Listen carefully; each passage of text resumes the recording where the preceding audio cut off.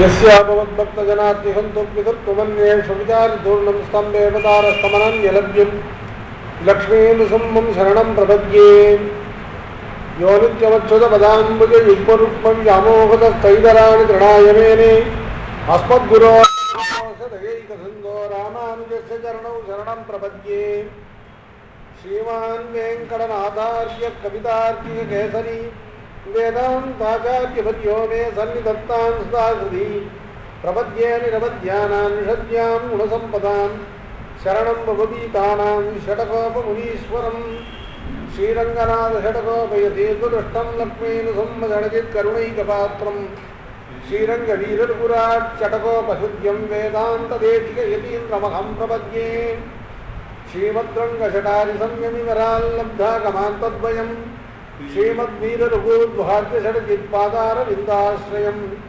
श्रीमद्वेदपदंसदेशिकेते कारुण्यवीक्षास्पदं सेवे रङ्गधुरीणशासनमशं नारायणं योगिनं वेदान्तदेशिकयतीन्द्रकटाक्षलब्धत्रय्यन्तसारम् अनवद्यगुणं बुधाग्र्यं नारायणाद्यैर्दिव्यकृपाभिषिक्तं श्रीरङ्गनाथेशेखरमाश्रयामः विशुद्ध विज्ञान जनस्वरूपं विज्ञान विश्राणनबद्धदीर्घं दयानिधिं देहभृतां शरण्यं देवं हयग्रीवं प्रपद्ये वेदान्तलक्ष्मणमुनीं रघुपार्थबोधं तत्पादयुग्मदरसीर्घभृङ्गराजं त्रय्यन्तयुग्मकृतभूरिपरिश्रमं तं श्रीरङ्गलक्ष्मणमुनिं शरणं प्रपद्ये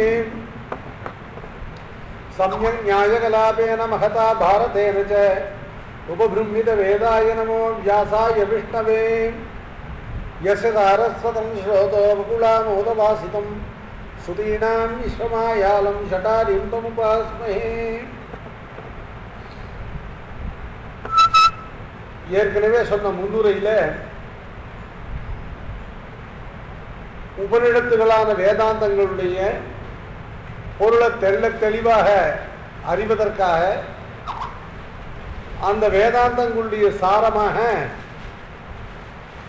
சாரீரக சூத்திரங்கள் சொல்லக்கூடிய பிரம்ம சூத்திரங்களை 545 சூத்திரங்களை பகவான் பாதராயணன் சொல்லக்கூடிய வேத வியாசன் செய்தார். அந்த வேதாந்த சூத்திரங்களாக சாரீரக சூத்திரங்கள் அவைகளுக்கு தான் ஸ்ரீமதஸ்தர்களான ஆச்சாரியர்களும் தங்களுடையதான வியாக்கியானமான பாஷ்யங்களை பண்ணி அத்வைதம் சிட்டாத்வைதம் துவைதம்னு சொல்லக்கூடிய இந்த வேதாந்த மதங்களை எல்லாம் ஸ்தாபித்தார்கள்.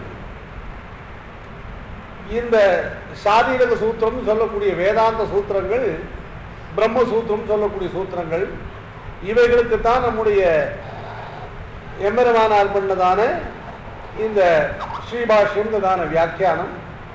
இதுக்கு பாஷ்யக்காரர் ஸ்ரீபாஷ்யம் வேதாந்த தீபம் வேதாந்த சாரம் சொல்லக்கூடிய 3 வகையான வியாக்கியானங்களை பண்ணினார்னு பார்த்தோம். இந்த சாரீரக சாஸ்திரமானது லோகத்தில் ரொம்ப பெரிய வித்வான்கள் ஸ்காலர்ஸை தவிர மற்றவர்களால் இந்த வேதாந்த சாஸ்திரம் அறியப்படலை. ஆனால் இந்த சாரீரக சாஸ்திரமான வேதாந்த சாஸ்திரமோ நாம் முக்கியமாக அறிந்து கொள்ள வேண்டிய ஒன்று. அதனால் லோகத்தில் பிரசித்தமல்லாத விஷயங்களை பிரசித்தமான விஷயங்களோடு பொருத்தி தெரிஞ்சுக்கணும். அதனால் இப்போ நமக்கெல்லாம் நன்னா தெளிவாக லோகத்தை எல்லாருக்கும் தெளிவாக தெரிஞ்சது லோகத்தை சர்வரும் உபஜீவிக்கும்படியாக மிகவும் எளிமையாக ஏற்பட்டது ஆழ்வாருடைய அருள் செயல்கள்.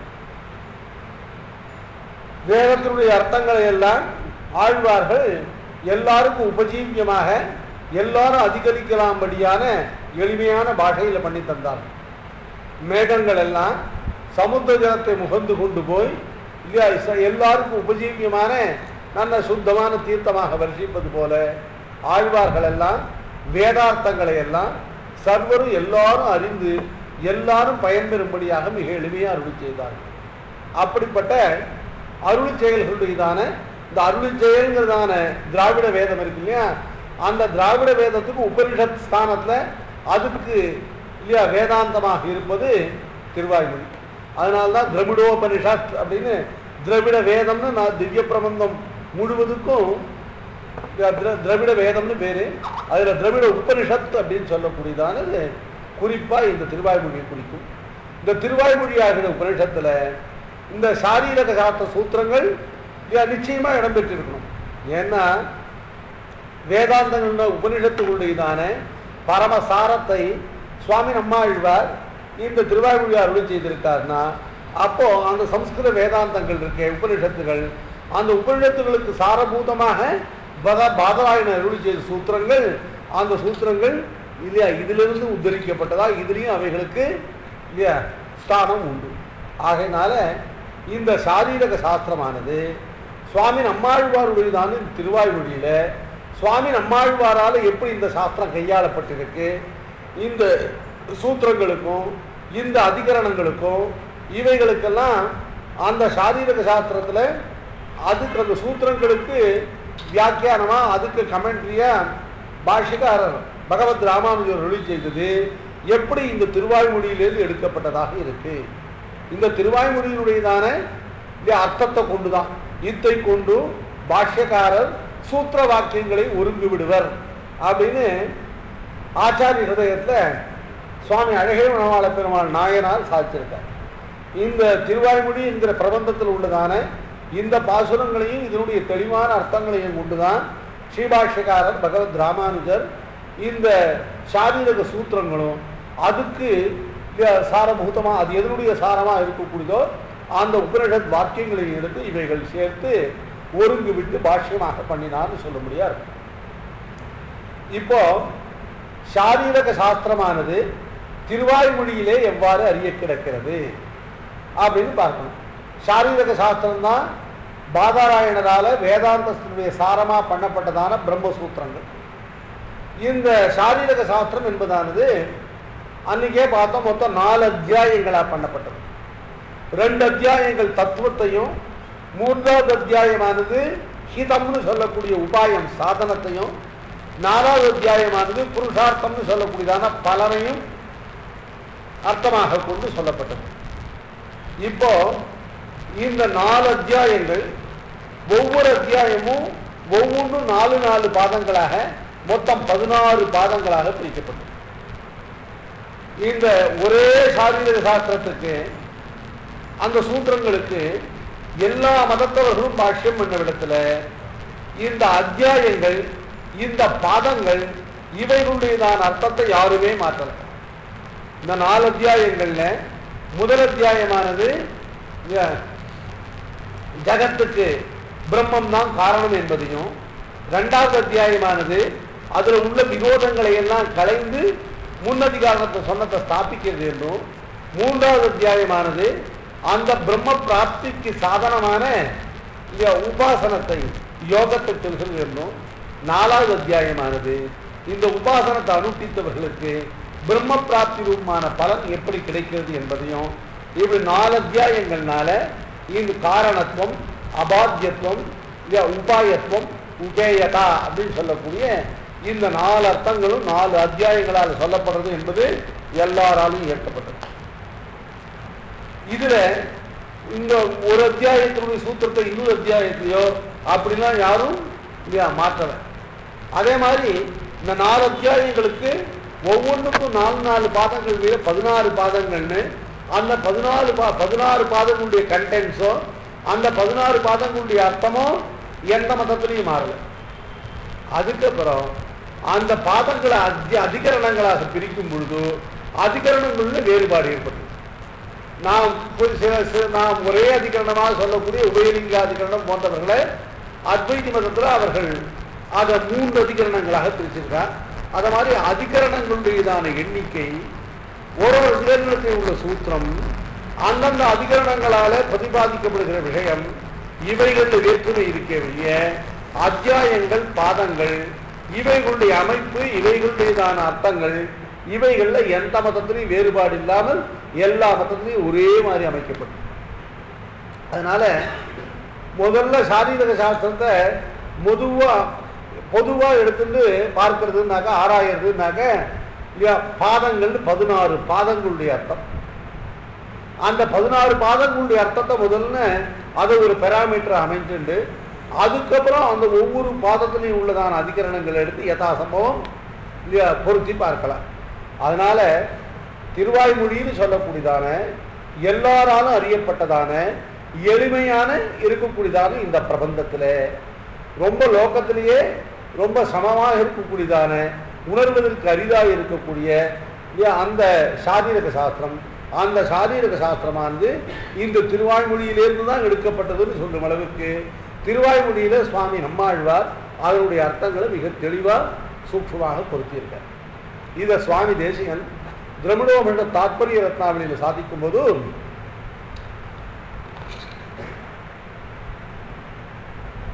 ஆதௌ சாரீரகார்த்த கிரமமிக விஷதம் விம்சதிர் பக்தி சாக்ரா.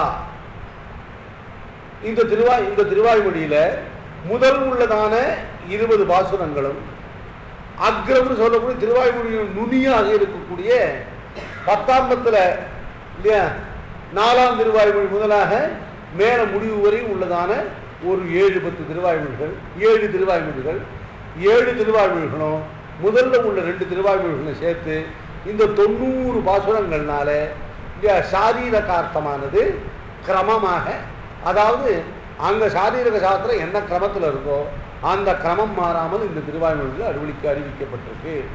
முதல் 20 பாசுரங்கள்லேயே சாரீரக சாஸ்திரம் முழுவா தெரிவிக்கப்பட்டிருக்கு. ஆனால் இந்த 2வது அத்தியாயம் 3வது அத்தியாயத்தில் உள்ளதான இந்த சாதன ஸ்வரூபபரமாக இருக்கக்கூடியதான, அதாவது இந்த உபாசனம் பக்தி யோகம்னு இங்கே சொல்லப்படுற பிரம்ம பிராப்தி சாதனம் என்னபடிப்பட்டது, அதை எப்படி அனுஷ்டிக்கிறது என்கிறது 3வது 4வது அத்தியாயங்களுடைய விஷயம். 3வது அத்தியாயத்தில் 3-4 பாதங்களுடைய 4வது அத்தியாயத்தில் இந்த பிரம்ம பிராப்தி பலம் எப்படி உண்டாகிறது என்பதோ இதை 2ஆம் திருவாய்மொழியில் மிக சுருக்கமாக அருளி செய்து அதுக்கப்புறம் இவைகளை எடுத்து விஸ்தரித்து மேலே சாத்திருக்கார். ஆக முதல் 10ல் இருக்கக்கூடியதான முதல் 2 திருவாய்மொழி, கடைசியில் 10ஆம் பத்தில் இருக்கக்கூடியதான கடைசி 7 திருவாய்மொழிகள், இந்த 7-2 9 திருவாய்மொழிகள் எடுத்தா இதுல சாரீரக சாஸ்திரம் சொல்லக்கூடிய ஸ்ரீபாஷ்யத்தினுடையதான முழுவதுமான அர்த்தத்தினுடைய நிரூபணம் இங்கே கிடைக்கிறது. இதுவரையிலும் ஸ்ரீபாஷ்யம் என்பதானது ஏதோ யாராலும் புரிந்து கொள்ள முடியாது, அது ரொம்ப கஷ்டம், அதை விட்டு நாம் விலகி இருக்கிறதே நமக்கு சொரூபம் நினைச்சிட்டு இருக்கக்கூடியவர்கள் எல்லாம் ரொம்ப சுலபமாக முன் வந்து ஸ்ரீபாஷ்யத்தில் சொல்லப்பட்ட சகல பிரமேயங்களையும் நன்னாக கற்று தெளியணும்னாக்க அது இந்த திருவாய்மொழி வாயிலாக அமையும் திருச்சி. அதனால்தான் நாமும் இந்த வேதாந்த தீபத்தை அப்படியே தீப கிரந்தத்தை நாம் பார்ப்பதற்கு முன்னால முதல்ல இந்த சாரீரக சாஸ்திரம், எந்த சாரீரக சூத்திரங்களுக்கு வேதாந்த தீபமானது வியாக்கியானம் அமைகிறதோ அந்த வேதாந்த சூத்திரங்கள், அந்த சாரீரக சாஸ்திரமானது திருவாய்மொழியில பூர்ணமாக பொருந்தி ஆழ்வாரால் இதனுடைய அர்த்தங்கள் எல்லாம் மிக தெளிவாக ஸ்தாபிக்கப்பட்டதை நாம் எளிமையாக முதல்ல இங்கே காணும். இதை அறிஞ்சு இதை நல்லா புரிஞ்சுட்டோம்னாக்க இந்த பலத்தை கொண்டே இல்லையா வேதாந்த தீபம் என்ன, அதுக்கு மேலே ஸ்ரீபாஷ்யம் வந்து மிக எளிமையாக ரொம்ப சுலபமாக பார்க்கலாம். அதில் இந்த சாரீரக சாஸ்திரம்னு எடுத்துட்டாக்க அத்தியாயங்கிறதானது ரொம்ப பிராடு கேட்டகரி, அதிகரணங்கள் சூத்திரங்கள் அப்படிங்கிறதெல்லாம் ரொம்ப நேரோ கேட்டகரி. நடுப்புற பாதங்கள்னு இருக்கு இல்லையா, இந்த 16 பாதங்கள், இந்த 16 பாதங்களுடைய அர்த்தங்களை கொண்டு முதல்ல சாரீரகத்தினுடைய அர்த்தத்தை ஒரு தெளிவாக புரிஞ்சுக்கலாம்.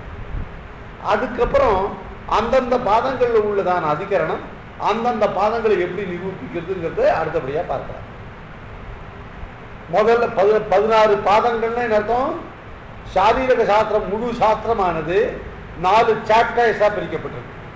4 சாப்டருக்கும் 4 அத்தியாயம் அப்படின்னு பேரு.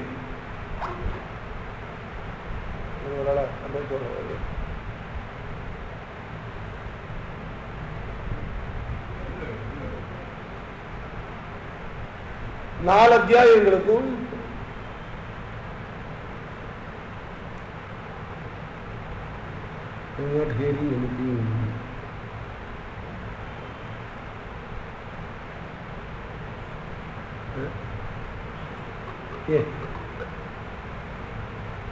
ஹலோ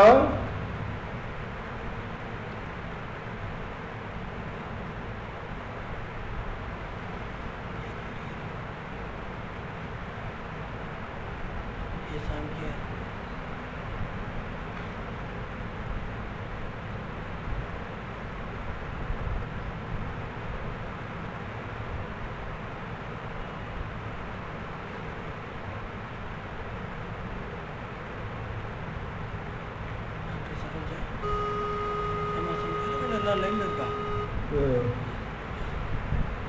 இல்லை ஏதோ நம்ம கேட்குறதான்னு கேளுங்க. ஹலோ,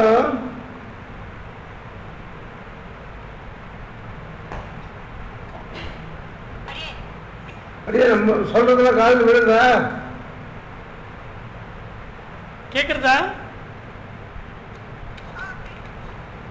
யார் அப்படியா? ஓ, யார் கௌரி பேசுகிறா இல்லை கீதா பேசுகிறா இல்லை ரமா பேசுகிறா? சரி, டிஸ்டர்பன்ஸ் இருக்கா?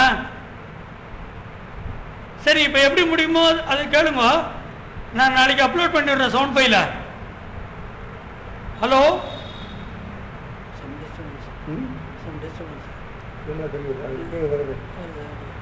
இல்லை வீடியோ பண்ணிட்டோமா?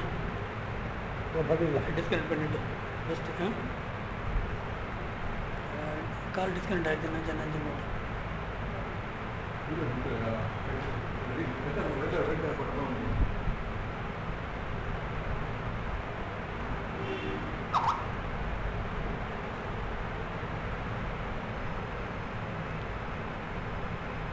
இதான் நம்ம கை வந்து மிஸ் பண்ண முடியாது.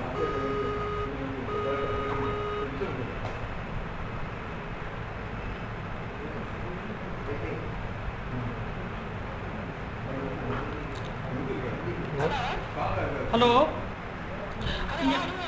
வீடியோ இது ஆடியோ அப்பப்போ கட் ஆகிறதுனால நான் கம்ப்ளீட்டாக வீடியோ பண்ணி போட்டுடுறேன். நான் யூடியூப்ல அப்லோட் பண்ணிவிடுறேன் as usual.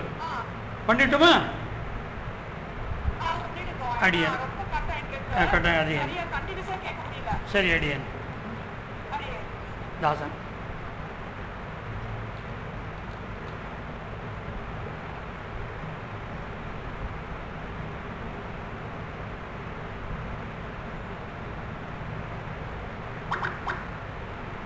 Sriram calling yes. Sriram என்ன சொல்றாங்க? இங்கே திரும்பி காணாது போயிட்டான். ஸ்ரீராம் அவன் யூஎஸ்லேருந்து அவன் வேறு ட்ரை பண்ணிட்டு போவான்.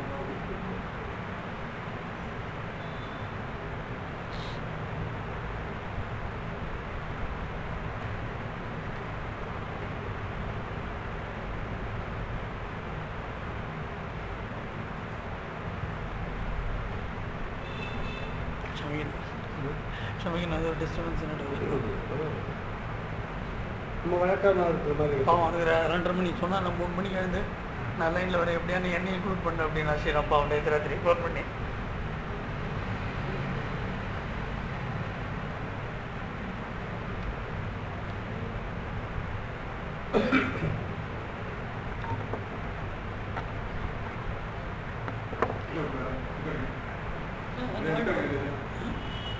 ஆன் பண்ண போகிறோம். கிளிக் பண்ண போகிறோம்.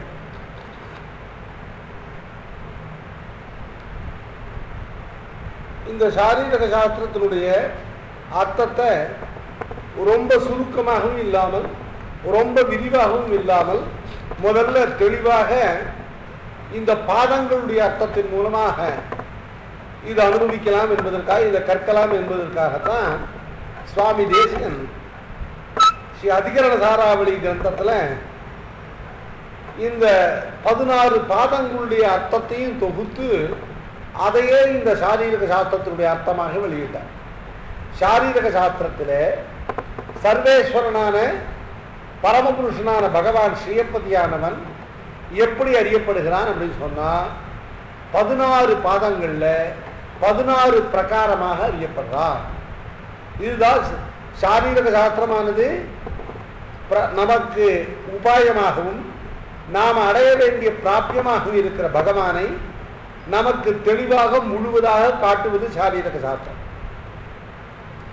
அந்த சாரீரக சாஸ்திரத்தில் அறியப்பட வேண்டிய பகவான் என்ன பிரகாரமாக காட்டப்படுகிறான் அப்படின்னு சொன்னால் 16 விண்டோஸ். இந்த 16 விண்டோலையும் ஒவ்வொரு விண்டோவில் ஒவ்வொரு பிரகாரமாக பகவான் காட்டப்படுறான். அதை ஒரு அழகான ஸ்லோகமாக அருளி செய்தார்.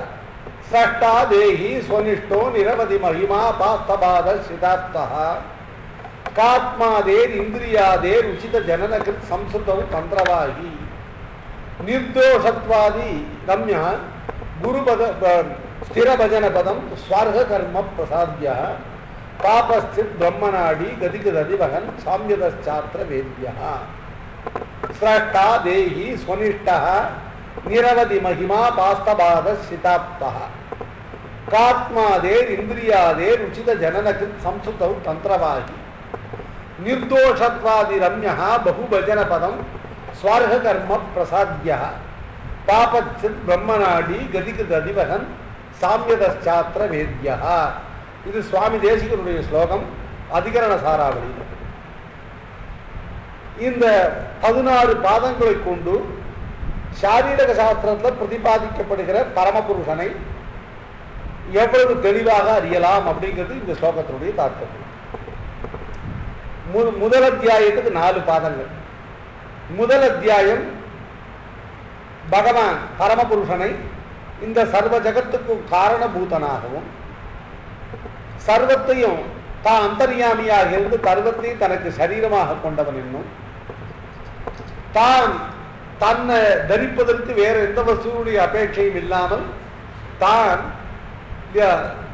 திருடமாக இருந்து கொண்டு தன்னை தாங்கி தரிப்பதற்கு எதையும் அபேட்சிக்காமல் தன்னுடைத்ததான சகல வஸ்துக்களையும் தான் தன்னிடத்துல வைத்து தரிக்கிறான், அவைகளை எல்லாம் தான் தாங்குகிறான் அப்படின்னு சொல்றது 3வது பாதத்தினுடைய அர்த்தம். 4வது பாதத்தினுடைய அர்த்தம், இப்படிப்பட்ட பகவான் பாக்கியமான சாஸ்திரங்கள் எல்லாம் கூட தன்னையே பிரதிபாதிக்கக்கூடிய, இப்ப வேதாந்த சாஸ்திரமானது சாரீரக சாஸ்திரமானது இதம்பரமாக அவனையே பிரதிபாதிக்கிறது, அவனையே காட்டுறது. அவனை காட்டுவதில் தாற்பயம் இல்லாததான இல்லையா மற்றும் உள்ளதான சாக்கியம் போன்ற சாஸ்திரங்கள் இருக்கு இல்லையா, அந்த சாஸ்திரங்கள்லாம் இவனிடத்திலிருந்து விலகி போவது போல தோன்றினாலும் கடைசியில் அந்த சாஸ்திரங்களாலேயும் இவன் தான் பிரதிபாதிக்கப்படும். இது பகவானுடைய அளவு கடந்த மகிமை.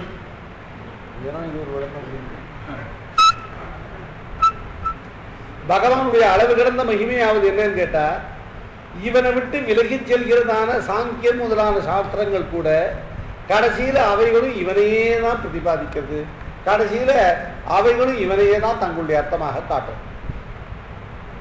இதுதான் ஸ்ரஷ்டா தேகி நிரவதி மகிமா, ஸ்ரஷ்டா தேகி ஸ்வனிஷ்டா நிரவதி மகிமா. அடுத்த அத்தியாயம், இந்த 4 பாதங்களை கொண்ட இந்த அத்தியாயம் போக இதுக்கு அடுத்த அத்தியாயத்துக்கு அவிரோதாத்தியாயம்னு பேர். இந்த 4 பாதங்கள்னால பிரம்மத்துக்கு சாதிக்கப்பட்ட சர்வ ஜகத்தும் காரணபூதனான சர்வ அந்தர்யாமியானவன் என்கிற இந்த தத்துவத்தை இதை எதாலையானும் இதை விரோதித்து இதை டீஎஸ்டாப்ளிஷ் பண்ண முடியுமா அப்படின்னு பார்த்து இதை எதை கொண்டு செழிப்பிக்க இயலாது, எதை கொண்டு இந்த தத்துவத்தை அசைக்க இயலாது என்று இதையே நிர்தாரணம் பண்ணி இதையே நன்றாக திருடமாக ஸ்தாபிக்கிறது 2வது அத்தியாயம். அந்த 2வது அத்தியாயத்தை அபாஸ்தபாதா ஸ்ரீதாப்தா காத்மாதேகே இந்திரியாதேகே உச்சித ஜனனகிருத் அப்படின்னு 4 பாதங்களுடையதான டிஸ்கிரிப்ஷன். முதல்ல அபாஸ்தபாதா என்பதனால இதை ஸ்மிருதிகளை கொண்டோ தர்க்கத்தை கொண்டோ தர்க்கத்தோடு கூடியதான ஸ்மிருதிகளை கொண்டோ எந்த பிரகாரத்தாலேயும் இந்த பகவானானவன் தன்னுடைய ஜெகத்காரணத்துவம் தன்மையதான சர்வ அந்தர்யாமித்துவம் இவைகளிலே அசைக்க உண்ணாததான தன்மையை உடையவன். இதுலயே 2வது பாதத்துல ஐயா இந்த ஸ்மிருதிகளும் தர்க்கங்களும் எல்லாம் உங்களுக்கு அனுகுணமானவை இல்லையா, சாங்கிய வைசேஷிக பௌத்தம் ஜைனம் பாசுபதம் போன்ற மதங்களாலே இல்லையா இதை இந்த தத்துவத்தை அசைக்க இயலாதோன்னா அவைகளாலும் இயலாது என்று அவைகளை எல்லாம் இல்லையா சொரூபேன அந்த மதங்களை தவறில் நிரூபித்து கடைசியில தன் அடியார்களுக்கு தானே உகந்து உபதேசித்ததான ஸ்ரீ பாஞ்சராத்திர சாஸ்திரம் இருக்கு, அது பகவானை நன்னா உள்ளபடியாக தெளிவாக தத்துவத்தை நிரூபித்து காட்டக்கூடியது அப்படின்னு சொல்லி 2வது பாதத்தை நிரூபிச்சார். அடுத்தபடியாக 3வதுல அபாஸ்தபாதா ஸ்ரீதாப்தா, ஸ்ரீதாப்தகான்னா தன்னை ஆசிரியத்தவர்களான தன் அடியார்களுக்கு பரம ஆப்தனாக ஸ்ரீ பாஞ்சராத்திர சாஸ்திரத்தை வெளிப்படுத்தி அதில் தன்னுடைய தத்துவத்தை தெளிவாக காட்டினது அர்த்தமாக சொல்லணும். அடுத்தபடியா க ஆத்மா, கம் அப்படின்னாக்க ஆகாசம், ஆத்மா அப்படின்னு சொல்லக்கூடிய இந்த ஜீவன், இவைகளை எல்லாம் அவையவைகளுக்கு உரிய முறையிலே அவையவைகளுக்கு தகுதியான முறையிலே சிருஷ்டிக்கக்கூடியவன். இது 3ஆம் பாதத்தினுடைய அர்த்தம். 4ஆம் பாதத்தினுடைய அர்த்தம் இதே மாதிரியே இந்திரியங்கள், பிராணம், இவைகளை எல்லாம் அவைகளுக்கு தகுதியான முறையில் சிருஷ்டிக்கக்கூடியது. இதெல்லாம் அர்த்தத்தை தெளிவாக பார்க்க போறோம். 3வது அத்தியாயத்தில் முதல் பாதத்தில் இந்த ஜீவனிடத்தில் உள்ள தோஷங்களை எல்லாம், ஏன்னா இந்த ஜீவனுக்கு தன்னிடத்தில் உள்ள தோஷங்கள் தெரியலன்னாக்க இல்லையா இதுவே சுத்தமாக இருக்கும். அவனுக்கு இந்த நிலையை வெறுத்து பரமாத்மாவை அடைவிக்கிறதுக்கு இல்லையா முதல் படியில் ஜீவகதமான தோஷங்கள் எல்லாம் நன்னா தெளிவாக காட்டப்படுறது. 2வது பாதத்தில் பகவான் ஸ்ரீயப்பதியான வேதாந்த வேத்தியனான பரமபுருஷன் எந்த விதமான தோஷங்கள் மற்றவனாக நிரவதிகமான நிரதிசயமான கல்யாண குணங்களுக்கே இருப்பிடமாக இருக்கிறான் அப்படின்னு காட்டுறது. அடுத்தபடியாக அதில் 3வது அத்தியாயம் 3ஆம் பாதத்தில் வாஸ்தவத்தில் இந்த வேதாந்தங்களை கொண்டு பகவானுடையதான இல்லையா குணங்களை கொண்டு அந்த உபாசனத்தை பகவானை எப்படி உபாசிப்பது அப்படின்னு உபாசனத்துக்கான குணபேதங்களை எல்லாம் 3வது அத்தியாயம் 3ஆம் பாதம் குணோபசம்ஹார பாதம் காட்டுறது. 3வது அத்தியாயம் 4ஆம் பாதத்தில் இப்படி பரமாத்மாவை உபாசிப்பதற்கு தன்னுடைய வர்ணாசிரம தர்மங்கள், தன்னுடைய ஆத்ம குணங்கள், இவைகளெல்லாம் அதுக்கு எப்படி சககாரியா, இவைகள்லாம் எப்படி அதுக்கு சப்போர்ட்டிவாக இருக்கு அப்படிங்கிறது காட்டப்படும். கடைசியில் 4வது அத்தியாயத்தில் முதல் பாதத்தினால இந்த உபாசனம் பண்ணினவனுக்கு உபாசனமானது எப்போ சித்திச்சதோ, பக்தி யோகமானது எப்போ இவனுக்கு ஸ்பர்ஷம் ஏற்பட்டதோ, எப்போ அது இவனுக்கு ஆரம்பித்ததோ அந்த க்ஷணமே இவனுக்கு மோட்சத்துக்கு விரோதியாக இருக்கக்கூடிய இவனுடைய அனாதியான பாபங்களில் இவனுக்கு பலனை கொடுக்க தொடங்கிட்ட பிராரப்த கர்மாக்களை தவிர மற்ற சஞ்சிதமான அனாதியான கர்மங்கள் அத்தனையும் இவனுக்கு நாசத்தை அடைகின்றன. அதுக்கப்புறம் 2வது பாதத்தில் இவன் இந்த சரீரத்திலிருந்து வெளிப்படுகிற காலத்தில் இப்படி பிரம்மத்தை பரமாத்மாவை வேதாந்தத்தில் உபநிடத்துகளில் சொன்ன பிரகாரம், இந்த சாரீரக சாஸ்திரத்தை சொன்ன பிரகாரம் இந்த பரமாத்மாவை இப்படி உணர்ந்து உபாசனம் பண்ண வந்துட்டான் இல்லையா, இவனுக்கு கடைசியில் பிராணனை விட்டு இந்த ஆத்மா இந்த சரீரத்தை விட்டு வெளியே பெறும்பொழுது இவனுக்கு மோட்சத்துக்கு போவதுக்குரியதான சுஷும்னா நாடின்னு சொல்லக்கூடிய மோட்ச நாடிங்கிற மத்தியம நாடியின் வழியாக இவனுக்கு ஆத்மா சரீரத்திலிருந்து வெளியேறும்படியாக இந்த உபாசனத்தினுடைய பலன்.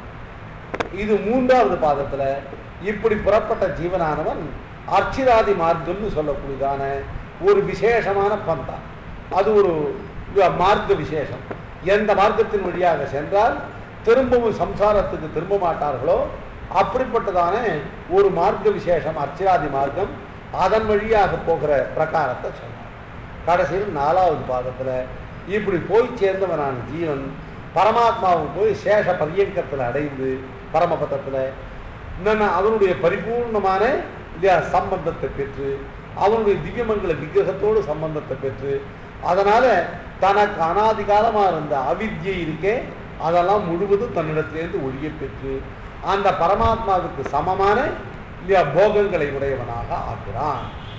அப்படிங்கிறது வரையிலும் முதல்ல ஸ்ரஷ்டா, தேகி, ஸ்வனிஷ்டா, நிரவதி மகிமா அப்படிங்கிறது 4 முதல் அத்தியாயம். ஆபாஸ்தபாதா, ஸ்ரீதாப்தா, காத்மாதேகே உச்சித ஜனனகிருத், இந்திரியாதேகே உச்சித ஜனனகிருத் அப்படிங்கிற 4 2வது அத்தியாயம். நிர்தோஷத்வாதி ரம்யா பகுபஜன பதம் ஸ்வார்க கர்ம பிரசாத்யா இல்லையா அப்படிங்கிறது இது 3வது அத்தியாயத்தினுடைய விஷயம். பாபச்சித் பிரம்மநாடி கதிகிருத் அதிவகன் சாமியதாத்திர வேத்யா அப்படிங்கிறதுனாலும் 4வது அத்தியாயத்து விஷயம். இதுல முதல்ல ஸ்ரஷ்டா. ஸ்ரஷ்டான என்ன அர்த்தம்? எவன் சிருஷ்டி பண்ணுகிறானோ அவன் ஸ்ரஷ்டா. சிருஷ்டிகர்த்தா ஸ்ரஷ்டா, த கிரியேட்டர். தன்னுடைத்ததான இந்த சேதனமும் அச்சேதனமுமான அசையும் பொருளும் அசையா பொருளும் ஸ்தாவரம் ஜங்கமுமான இந்த ஜகத்து முழுவதும் எவன் சிருஷ்டிக்கிறானோ அவன் ஸ்ரஷ்டா. இந்த ஸ்ரஷ்டான்னு சொல்ற முதல் பாதத்துல மொத்தம் 11 அதிகரணங்கள் இருக்கு. முதல் அத்தியாயத்தில் முதல் பாதம் ஸ்ரஷ்டா என்பதை பொருளாக கொண்டிருக்கு. இந்த வேதாந்த வேத்தியனான, இந்த வேதாந்தங்களால் அறியப்படுபவனான பரமபுருஷனான நாராயணன் எனப்படும் ஸ்ரீயப்பதியானவன் இந்த உலகங்கள் முழுவதையும் அவன் தான் சிருஷ்டிக்கிறான் அப்படிங்கிறது இந்த பாதத்துக்கு அனுசூதமான முழுவதுமான விஷயம். இந்த பாதமானது, இதை நிரூபிக்கிற இந்த பாதமானது மொத்தம் 11 அதிகரணம். ஒரு அத்தியாயம் ஒரு சாப்டர். அந்த ஒரு சாப்டர்ல வச்சு ஒவ்வொரு சாப்டருக்கும் 4 பாதம் சொல்லுவோம் இல்லையா, ஒவ்வொரு சாப்டருக்கும் 4 செக்ஷன்ஸ். ஒவ்வொரு செக்ஷன்லையும் எவ்வளவு அதிகரணங்கள் இருக்குன்னு சொல்லப்பட்டிருக்கும்.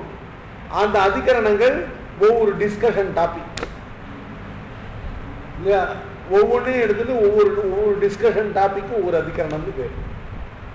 இந்த முதல் சாப்டர்ல முதல் செக்ஷன்ல மொத்தம் 11 டாபிக்ஸ் ஆஃப் டிஸ்கஷன் இருக்கு. அதான் 11 அதிகரணங்கள். அந்த 11 அதிகரணங்கள்ல 4 அதிகரணங்கள் ஒரு கோட்டி, பாக்கி 7 அதிகரணங்கள் இன்னொரு கோட்டி. முதல் 4 அதிகரணங்கள் இன்னும் சாரீரக சாஸ்திரத்தை ஆரம்பிக்கல. 5வது அதிகரணத்திலிருந்து தான் இந்த 4 அதிகரணங்கள் முடிஞ்ச பிறகு அடுத்து 7 அதிகரணங்கள் அதுல இருந்து தான் சாரீரக சாஸ்திரம் தொடங்குறது. இந்த முதல் 4 அதிகரணங்கள்ல சாரீரக சாஸ்திரம் தொடங்கப்படலை. என்ன பண்றதுன்னு கேட்டா, இந்த சாரீரக சாஸ்திரம் அபியசிக்கப்பட வேண்டியதுதானா, இது கற்கத்தகுந்தது தானா இல்லையா, has it really to be learned அப்படிங்கிற கேள்விக்கு இல்லையா 4 அப்ஜெக்ஷன் 4 கேள்வி கேட்டு இவைகளுக்கு 4 சமாதானமான பதில்களை சொல்லி இந்த சாரீரக சாஸ்திரமானது அவசியம் கற்கப்பட வேண்டிய ஒன்று, இந்த சாரீரக சாஸ்திரமானது அவசியம் அபியாசம் பண்ணப்பட வேண்டிய ஒன்று, இந்த சாரீர சாஸ்திரமானது அவசியம் ஆரம்பிக்கப்பட வேண்டிய ஒன்று. இது ரொம்ப முக்கியம் இல்லையா. ஏன்னா இந்த சாரீரக சாஸ்திரம் ஆரம்பணியமா இல்லையான்னு தெரியாம யாரோ ஒருத்தர் சாஸ்திரம் பண்ணி போயிட்டான்னா அதுக்கப்புறம் அந்த சாஸ்திரத்தை போய் அபியசிச்சு அதுல வருஷ கணக்கில் மெனக்கிட்டு இல்லையா எல்லாமே வேஸ்ட், வியர்த்தமாயிடும். அதனால முதல்ல பகவான் பாதராயணர் வியாசர் என்ன பண்றாருன்னு கேட்டா, இந்த 11 அதிகரணங்கள்ல முதல் 4 அதிகரணங்கள் ஒரு சிப் தனியா ஒதுக்கி அந்த 4 அதிகரணங்களுக்கும் இந்த சாரீரக சாஸ்திரமானது அவசியம் கற்கவும் கற்பிக்கப்படவும் வேண்டியது அப்படின்னு ஒவ்வொரு 4 கேள்வி 4 அப்ஜெக்ஷன்ஸ், ஒவ்வொரு அப்ஜெக்ஷனும் ஒவ்வொரு காரணத்தை சொல்லி இந்த சாரீரக சாஸ்திரம் அனாரம்பணியம், இந்த சாரீரக சாஸ்திரமானது கற்கவோ கற்பிக்கவோ தக்கது அல்ல இல்லையா, இது வேஸ்ட், இந்த சாரீரக சாஸ்திரத்துல இதுல பண்ற பிரயத்னம் இல்லையா பிரயோஜனமற்றது அப்படின்னு 4 அப்ஜெக்ஷன். இந்த 4 அப்ஜெக்ஷனுக்கும் 4 அதிகரணங்கள்ல பதில் சொல்லி இந்த சாரீரக சாஸ்திரமானது அவசியம் கற்கப்பட வேண்டியது அப்படின்னு சொல்றாங்க. அதுல முதல்ல என்னன்னு கேட்டாக்க வியுத்பத்யபாவஹா, இந்த வேதாந்த வாக்கியங்களுடையதான அர்த்த விசாரம் பண்ணுவதுக்கு ஏற்பட்டதான் இந்த சாரீரக சாஸ்திரம். இப்ப நாம பார்க்க போற சாரீரக சாஸ்திரம் இருக்கு, இந்த 4 அத்தியாயங்களை 16 பாதங்களை கொண்டதான 545 சூத்திரங்களை கொண்டதான 156 அதிகரணங்களை கொண்டதான இந்த சாரீரக நாம பார்க்க போற இந்த சாரீரக சாஸ்திரம், இந்த சாரீரக சாஸ்திரமானது இது என்ன சாஸ்திரம், இதனுடைய பிரயோஜனம் என்ன அப்படின்னு கேட்டா, உபநிடத்துகளான வேதாந்தங்கள் இருக்கு, அந்த வேதாந்த வாக்கியங்களுடைய அர்த்தத்தை நிர்ணயிப்பது தான் இந்த சாரீரக சாஸ்திரத்தினுடைய நோக்கம். இப்போ முதல்ல ஆட்சேபம் என்னன்னு கேட்டா, இந்த வேதாந்த வாக்கியங்களுக்கு அர்த்தமே கிடையாது. வியுத்பத்திங்கிறதானது அர்த்த கிரகணம்.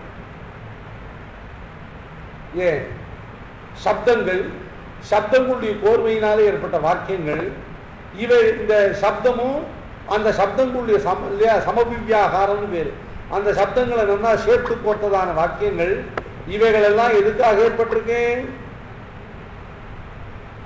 யாரோ கூப்பிடுறா பாலு.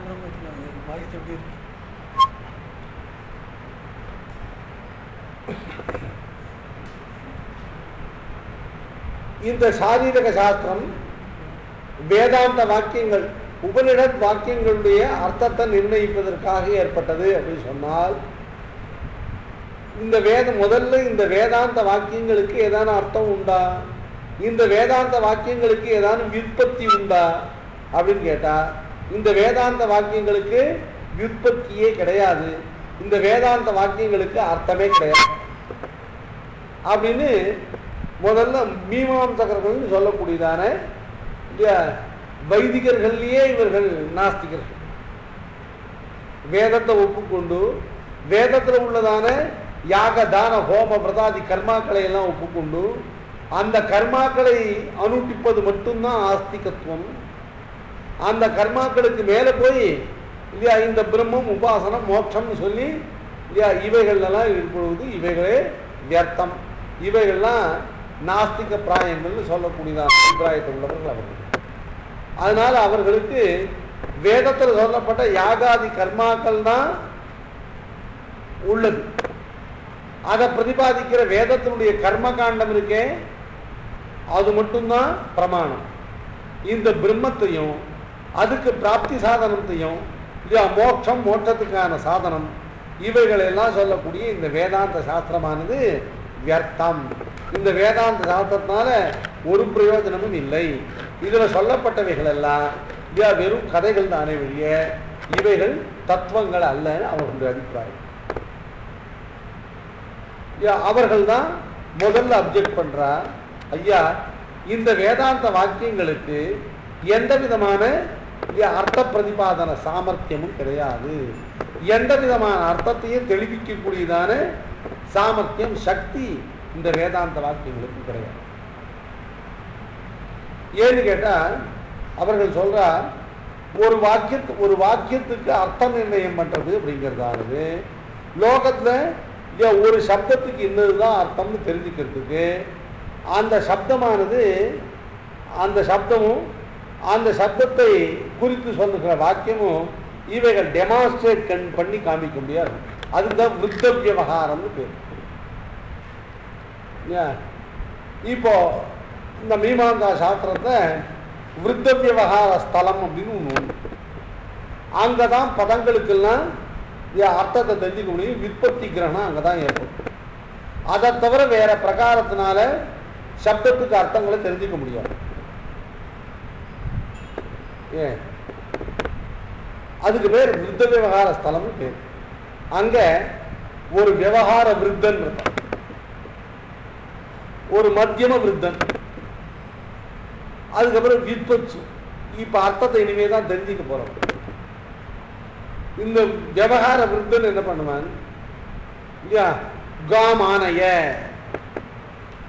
காம்னா பசுவை, ஆனையன கொண்டு வா, காம் ஆனைய ஒரு பசுவை கொண்டு வா அப்படின்னு சொல்லி ஒரு கமாண்ட் கொடுப்போம்.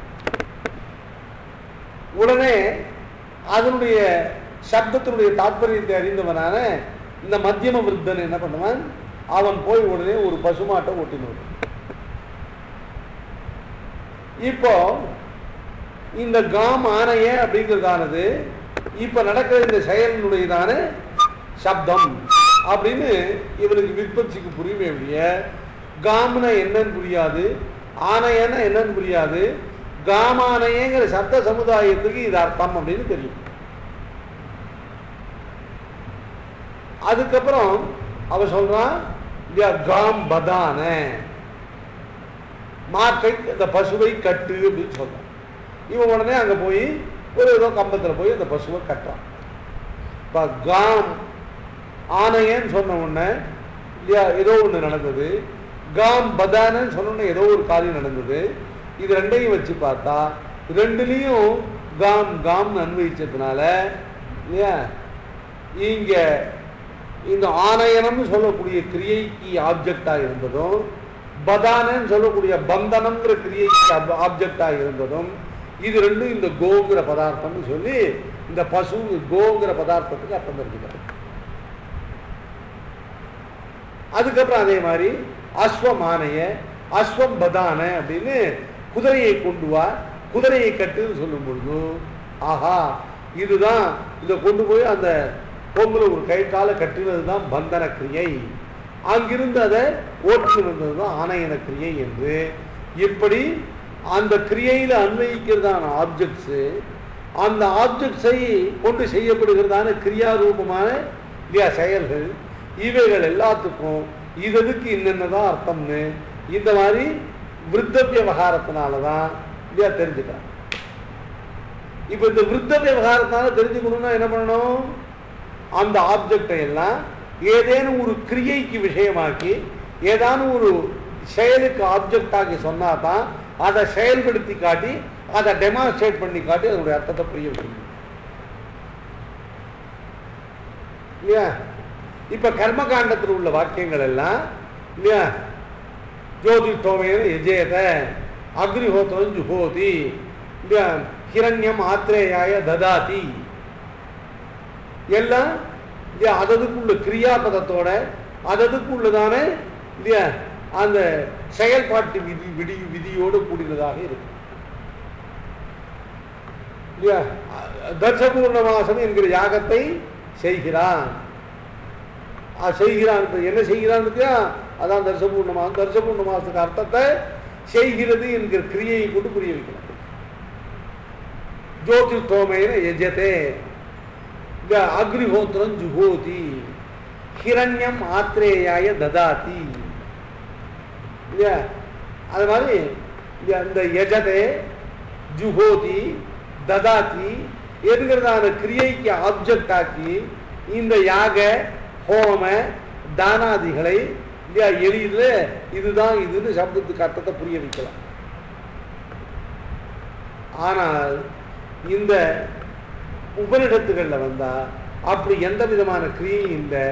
எல்லா இடத்துலையும் பிரம்மம் சர்வக்கியமானது, பிரம்மம் சர்வசக்தமானது, பிரம்மத்து இப்படிப்பட்ட கல்யாண குணங்களை உடையது, பிரம்மமானது கேய சம்பந்தமற்றது, இந்த பிரம்மமானது பிராபியமாக இருக்கு, பிராபகமாக இருக்கு அப்படின்னு எந்த விதமான செயலுக்கும் எந்த விதமான கிரியைக்கு இது ஆப்ஜெக்டாக ஆக்காமல் வெறும் பிரம்மத்தை பத்தி நரேட்டிவாக இருக்கு இல்லையா. இப்படிப்பட்ட வாக்கியங்களை எங்க கொண்டே டெமான்ஸ்ட்ரேட் பண்ணி இவைகளுக்கு எப்படி அர்த்தத்தை புரிய வைக்க முடியும்? கர்மகாண்டத்தில் உள்ள வாக்கியங்கள் எல்லாம் இல்லையா யஜதே ஜுஹோதி ததாதி என்று இல்லையா அந்தந்த கிரியைகளுக்கு இல்லையா ஜோதிர்ஹோமாதிகளை இல்லையா அதுக்கு அந்த கிரியைக்கு விஷயமாக்கி இல்லையா அதையெல்லாம் அந்தந்த இப்போ ஒரு செய்யும் பொழுதோ இவன் செய்கிற காரியம் ஜோதிர்ஹோமம், இவன் கொடுக்கிறது ஹிரண்யம் அப்படின்றதால் ஜோதிர்ஹோம ஹிரண்யாதிகளை இல்லையா யஜதே ததாதி என்கிறதான கிரியாபதங்களோடு அன்வைத்து அர்த்தம் தெரிஞ்சுக்கலாம். ஆனால் வேதாந்தங்கள் அப்படியா இருக்கு. சத்தியம் ஞானம் அனந்தம் பிரம்ம, ஆனந்தம் பிரம்ம, இல்லையா சமஸ்த கல்யாண குணாத்மகம் பிரம்ம, இப்படித்தான் பிரம்மத்தை எந்த கிரியைக்கு விஷயமாக்காமல் வெறும் இல்லையா நேரேட்டிவா வெறும் டிஸ்கிரிப்டிவா மாத்திரம் சொல்றதுனால விருத்த விவகார ஸ்தலத்தில் இவைகளுடையதான அர்த்தத்தை விற்பத்தி கிரகணம் பண்ண முடியும். அவர்களை பொறுத்தவரையிலும் விருத்த விவகார ஸ்தலத்தை தவிர வேற எங்கேயும் விற்பத்தி கிரகணம் பண்ண முடியாது. அதனால விருத்த விவகார ஸ்தலத்தை இவர்களுக்கு விற்பத்தி கிரகணம் இல்லாததுனால வேதாந்த வாக்கியங்களுக்கு பிரம்மத்தை எந்த விதமான கிரியைக்கு விஷயமாக்காம பிரம்மத்தை கொண்டே அந்த தெருவில் கொண்டே வை, பிரம்மத்தை கணத்தை தூக்கி போடு, இப்படி ஏதானும் பிரம்மத்தை ஏதானும் ஒரு கிரியைக்கு விஷயமாக்கி சொன்னால் ஒழிய அதை டெமான்ஸ்ட்ரேட் பண்ண முடியாது.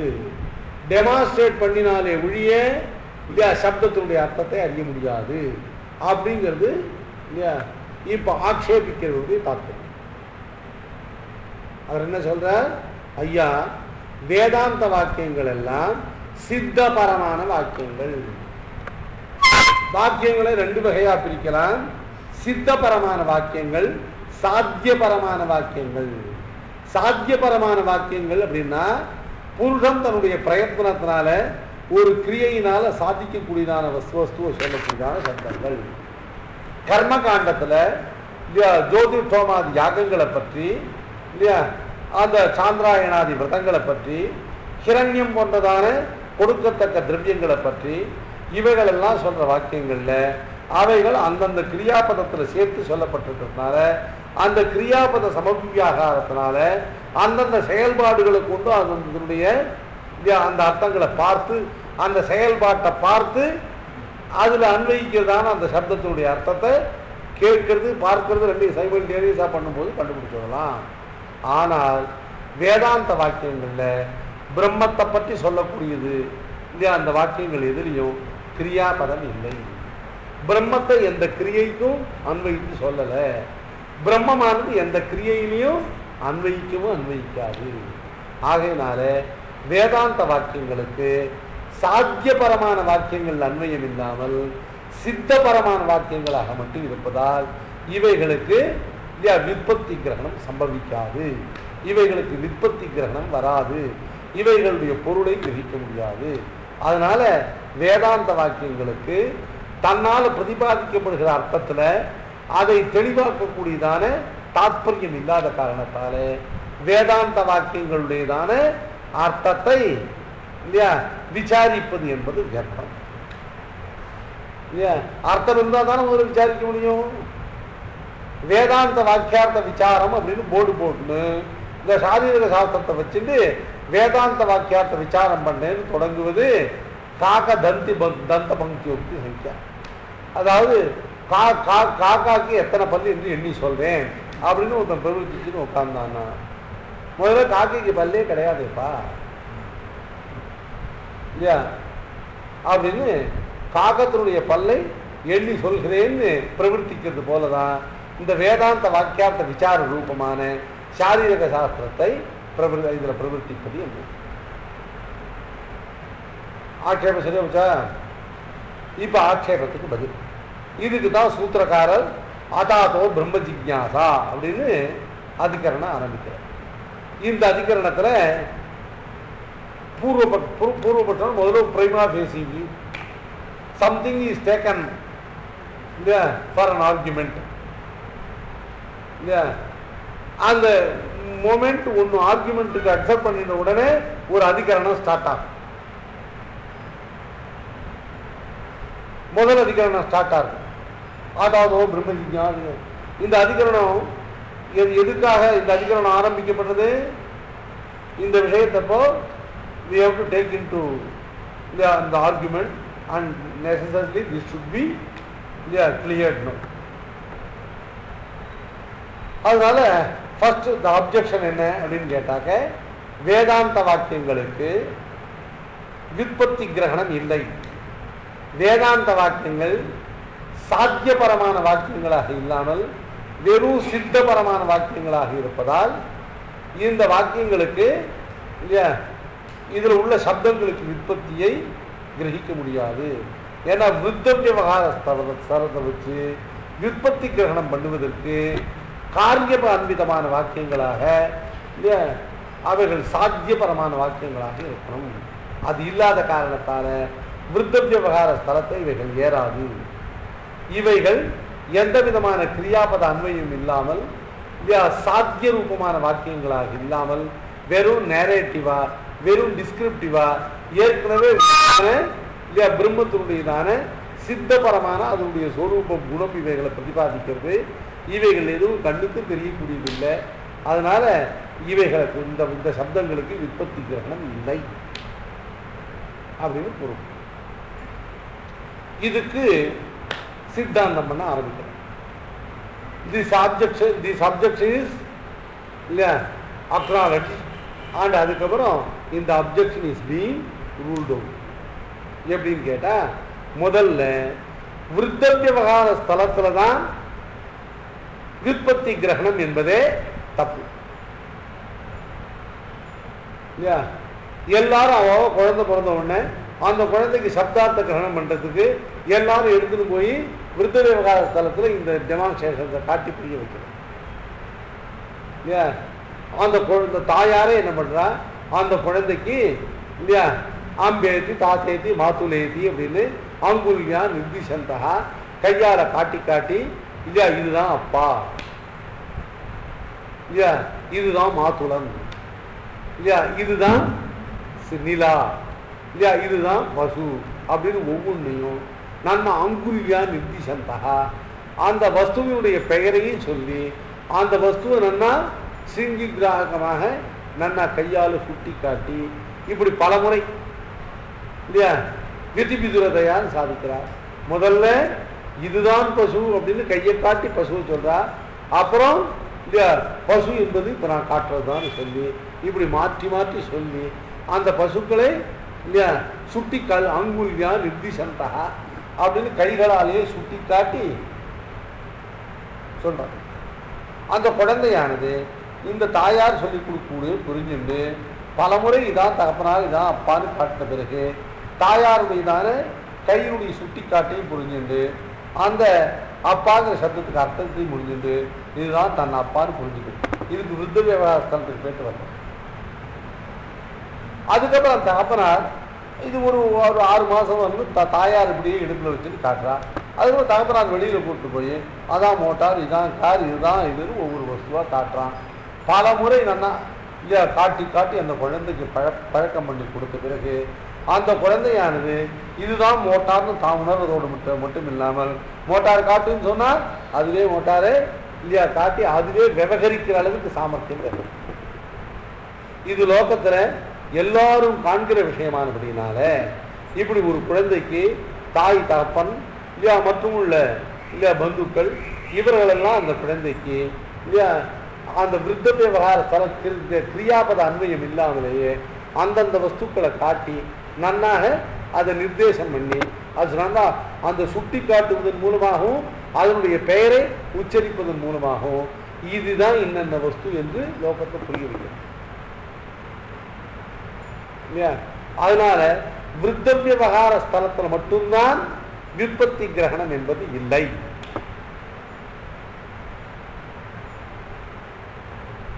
சித்தபரமான வாக்கியங்களுக்கும் விருத்த விவகாரம் இல்லாமலேயே விற்பத்தி கிரகணம் ஏற்படும். இன்னொரு பக்கம் சொல்ற ஐயா சாத்தியபரமான வாக்கியங்களுக்குத்தான் கிரியாபத அன்வயத்தை உடைய வாக்கியங்களுக்குத்தான் இல்லையா அதுக்கு விற்பத்தி கிரகணம்னு சொன்னா அப்பவும் வேதாந்த வாக்கியங்களுடைய விற்பத்திக்கு குறைவில்லை. ஏன்னா வேதாந்த வாக்கியங்கள் எல்லாமே சித்தபரமான வாக்கியங்களாக இல்லை இல்லையா. ஓமித்யேவம் ஆத்மானம் தியாகீத ஏவம் பிரம்ம உபாசீத என்று இந்த பிரம்மத்தை தியானம் உபாசனம் போன்றதான இந்த பிரம்மத்தை உபாசி இந்த பிரம்மத்தை தியானம் பண்ணு இந்த பிரம்மத்தை சிரவணம் பண்ணு அப்படின்னா சிரவண மன நிர்த்தியாசனாதிகளுக்கும் இல்லையா தியான உபாசனாதிகளுக்கு இந்த பிரம்மமானது விஷயமாக்கி காட்டப்பட்டிருக்கிறபடியால் இல்லையா தியான உபாசனை சிரவண மனநாதி கிரியைகளுக்கு விஷயமாக பிரம்மத்தை கொண்டு நீ சொல்ற கண்டிஷன் பிரகாரமும் கூட வேதாந்த வாக்கியங்களுக்கு விற்பத்தி இல்லாமல் போகாது. முதல்ல சாத்தியபர வாக்கியங்களாக இருந்து கொண்டு விருத்த விவகார ஸ்தலத்தில் போய்தான் விற்பத்தி கிரகணம் பண்ணணும்னு அவசியம் இல்லை. அது ஒரு பார்ட்.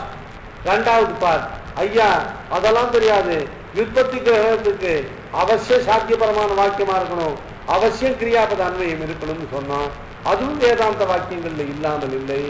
பிரம்மத்தை உபாசனம் என்கிற கிரியைக்கு விஷயமாக்கி, பிரம்மத்தை தியானம் என்கிற கிரியைக்கு விஷயமாக்கி, பிரம்மத்தை சிரவணம் என்கிற கிரியைக்கு விஷயமாக்கி, பிரம்மத்தை மனனம் என்கிற கிரியைக்கு விஷயமாக்கி, சிரவணம் மனனம் தியானம் உபாசனம் இவைகளெல்லாம் எதை பண்ணணும்னு கேட்டா இவைகளை எல்லாம் பிரம்மத்தை குறித்து பண்ணணும்னு பிரம்மத்தை தியானோபாசன சிரவணமனாதி கிரியைகளுக்கு விஷயமாக்கியும் வேதாந்தம் சாத்தியம். அப்படின்னால நீ சொன்ன ரீதியாகவே கிரியைக்கு விஷயமாகி அப்படி விற்பத்தி சம்பாதனம் வேதாந்த வாக்கியங்கள்ல பிரம்மத்துக்கு அப்படிப்பட்ட விற்பத்தியை சம்பாதிக்க முடியும்.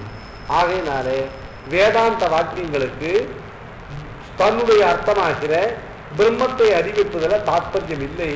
ஏன்னா வேதாந்த வாக்கியங்களுக்கு வாஸ்தவத்தில் விற்பத்தி கிடையாது அப்படின்னு சொன்ன மதம் நிரஸ்தம். அதனால வேதாந்த வாக்கியங்களுக்கு விற்பத்தி உண்டானபடியினால எதில் ரெண்டு பிரகாரத்தாலையும் உண்டு. ஒன்று வெறும் விருத்த விவகார ஸ்தலம் அல்லாமல் தாய் தகப்பனார் போன்றவர்கள் அந்தந்த வஸ்துக்களை காட்டி காட்டியே இது இந்த வஸ்து இது இந்த வஸ்துன்னு கிரியாபதம் இல்லாமல் காட்டியேயும் விற்பத்தி கிரகணம் ஏற்படுறது. ரெண்டாவது வேதாந்த வாக்கியங்கள் பிரம்மத்தை தியானோபாசனாதி சவணமன்னாதி கிரியைகளுக்கு விஷயமாக்கி அறிவிக்கிறதுனால அந்த பிரகாரத்தாலே வேதாந்த வாக்கியங்களுக்கு பிரம்மத்தை அறிவிப்பதற்கான சாமர்த்தியம் விற்பத்தி கிரகண சாமர்த்தியம் உண்டு. ஆகையினால வேதாந்த வாக்கியங்களுக்கு பிரம்மத்தை அறிவிப்பதற்கு விற்பத்தி என்கிற சாமர்த்தியம் இருப்பதால் வேதாந்த வாக்கியார்த்த விசார ரூபமான இந்த சாரீரக சாஸ்திரத்தை கற்பதோ கற்பிப்பதோ இந்த சாஸ்திர ஆரம்பம் வியர்த்தம் அன்று. இது பிரயோஜனம் உள்ளதே.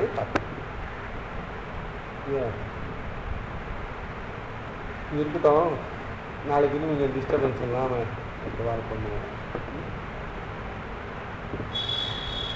ஒன்றும் இல்லை, இதில் இந்த நான் இன்னைக்கு உபயோகப்படுத்துகிற சப்தங்கள்லாம் புதுசாக இருக்கு. அவ்வளோதான்.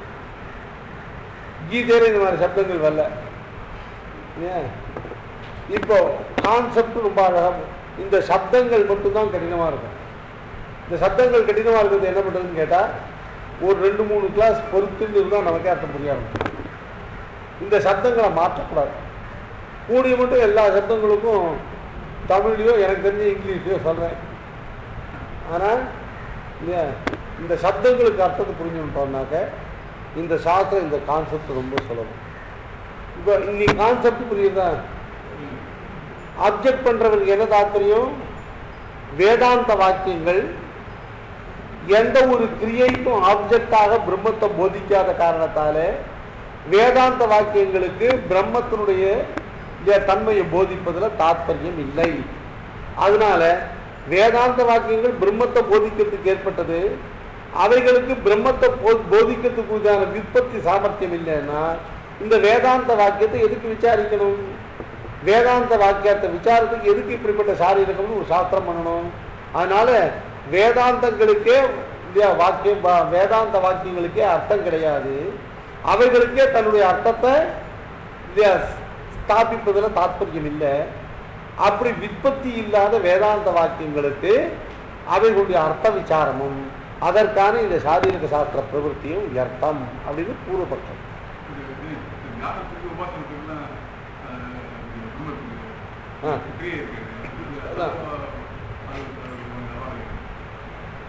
அதுதான் ரெண்டாவதா சொல்றேன். பூர்வபட்சி அதுக்கு வேற ஒரு காரணம் சொல்ல போற. அந்த காரணம் திரும்பி 4வது அதிகரணத்தை இருக்கும். அவர் சொல்ற தியானம் உபாசனம்ங்கிறதெல்லாம் ஒரு கிரியை இல்லைப்பா, அதெல்லாம் மனதால் நினைச்சுக்கிறது தான். பிரம்மம்னு ஒண்ணு இல்லாமலே பிரம்மத்தை உபாசனம் பண்ண முடியும் இல்லையா? மனசால செய்யற கிரியைக்கு வஸ்து இருக்கணும்னு அவசியம் இல்லை. ஏன் ஏன் 3 தலை உள்ளவனா ஒருத்தர் மனசில் நினைச்சுக்கலாம், அதுக்கு 3 தலை உள்ளவங்க இருக்கணும்னு அவசியம் இல்லை. அதனால தியானோபாசனாதிகள்லாம் மானச கிரியை அதுக்கெல்லாம் வஸ்து அபேட்சை இல்லை, வஸ்து கல்பிச்சு உள்ளாம் அப்படின்னு சொல்ல போகிறார். அப்படி இல்லைங்கிறத நேரம் சொல்ல போகிறார். அதனால் இப்போ அந்த அவர் அப்ஜெக்ட் பண்ணுறவர் அதை பார்த்தாரா இல்லையா இல்லை, அவர் பார்த்துருக்கார். அவர் பார்த்துட்டு அதுக்கு ஒரு அப்ஜெக்ஷன் வச்சுருக்கார் இல்லையா, அந்த அப்ஜெக்ஷன் அவன் பதில் வச்சுருக்கார்.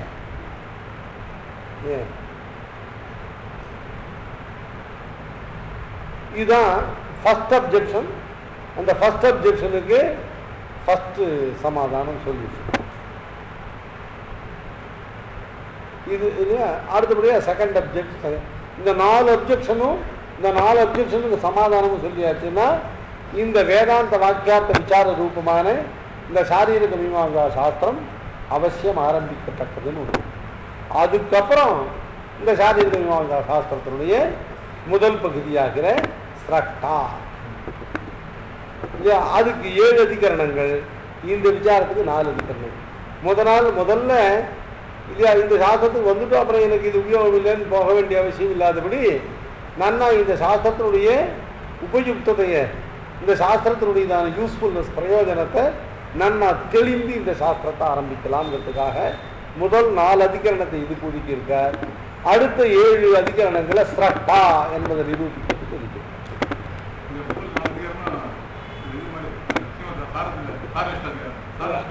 அது மாதிரி இருண்டு போக நல்லா புரியும். முதல்ல சாரீரக சாஸ்திர பிரதிபாத்தியனான பகவான் நம்பணும். அடுத்தது அதை அருள் செய்த இல்லையா பாஷிகார நம்பணும். அடுத்தபடியாக பாஷ்யத்தை நம்பணும். அதுதான் சொல்கிறோம், நானும் ஆப்தன் என்னையும் நம்பணும். தத் பாஷ்யம் சஜபாஷிக்கு சதஹரியும் சமயக் புசீதுன்னு ஒரு புரியாதுன்னு சொல்ற பாஷ்யம் சேத் விபுணோ ஸ்வயம் எதிபதி வியாக்கியான வாச்சான்னுதா காம்பீரியாது அனவசதி மிதமித தூரே ஜனஸ்தத்தியம். இந்த சாரீரக சாஸ்திரத்து ஸ்ரீபாஷ்யத்து உள்ள வர்த்தம்லாம் ஒருத்தருக்கு ஒன்றும் சுலபமாக புரியாது இல்லையா, ரொம்ப கடினமானது, என்ன பண்ணலாம் விட்டுடலாமா அப்படின்னு கேட்டா இல்லை, இதை நாம படித்து புரியாது இல்லையா. புரியறதுக்கு பாஷ்யத்தில் பக்தி வேணும், பாஷ்யத்தை பிரதிபாதிச்சே இல்லையா பாஷ்யக்காரத்தில் பக்தி வேணும், இந்த பாஷ்யத்தினால இல்லையா அறிவிக்கப்படுகிற பகவான்கிறதுல பக்தி வேணும் இல்லையா. இந்த பாஷ்யத்தை நமக்கு சொன்னாலும் அவளை விஸ்வசிக்கணும். அதனால இது 4 வச்சுக்கோங்க. தானா வந்து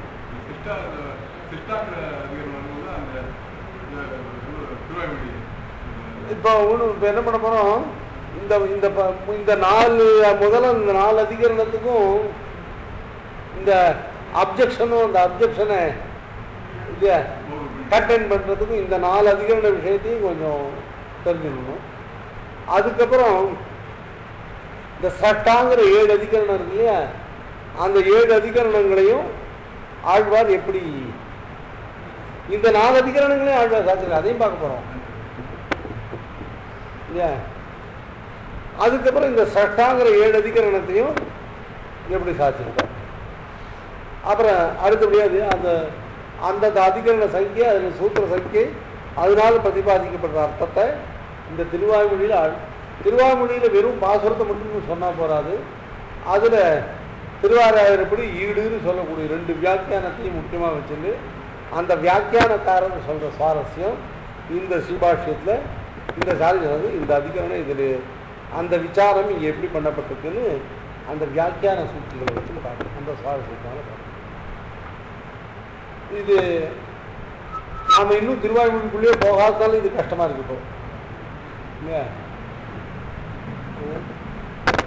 வெறும் பிரசாதத்தை போட்டிருக்கு. இப்போ இல்லை இன்னும் விட நெய் குத்தி அது மேலே குழம்பு சாப்பிட குத்தினா தான் சுவாரஸ்யம். வெறும் பிரசாதம் தான் போட்டிருக்கு.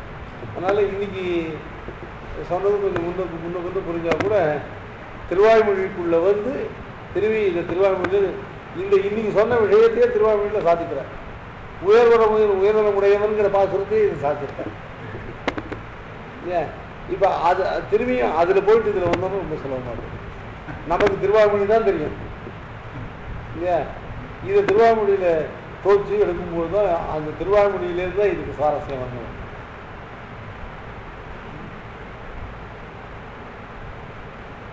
இன்னும் இன்னைக்கு சொன்னது கஷ்டமாக இருந்தால், கஷ்டமாக இருந்ததுக்கு நான் காரணம் இல்லை, கஷ்டமாக இருந்ததுக்கு விஷயம் காரணம் இல்லை, இன்னும் திருவாய்மொழிக்குள்ள போகலை. இது இன்னும் திருவாய்மொழியில் சோப் பண்ணலை, அதனால இது ஹார்டாக இருக்குது. திருவாய்மொழியில் சோப் பண்ணால் ரொம்ப சாஃப்டாக இருக்கும். குழந்தை ஸ்கூல்ல கவிதார்க்கிக சிம்மாய கல்யாண குணசாலினே ஸ்ரீமதே வெங்கடேஷாய வேதாந்த குரவே நமः. வாதித்யவிஜரோபங்க பஞ்சான்ன பராக்கிரம ஸ்ரீமான் வெங்கடநாதாரி சிரம் ஜெயதாமுவி ஸ்ரீராமானந்த சித்தாந்த நிர்தாரண துரந்தரः ஆதிபண்டகோ பாக்கியதீந்திரோ ஜெயதாத்முவி ஸ்ரீமதே ஸ்ரீ லக்ஷ்மீ சிம்ம திவ்ய பாதுகாசேமதே ஸ்ரீமண்டகோப ஸ்ரீ நாராயண இந்திர மகாதேசிகாய நமः. ஸ்ரீமதே ஸ்ரீமண்டகோப ஸ்ரீ ரங்கநாத யதீந்திர மகாதேசிகாய நமः. ஸ்ரீமதே ஸ்ரீ ரங்கராமானுஜ மகாதேசிகாய நமः. ஸ்ரீமதே ஸ்ரீ கோபால தேசிக மகாதேசிகாய நமः.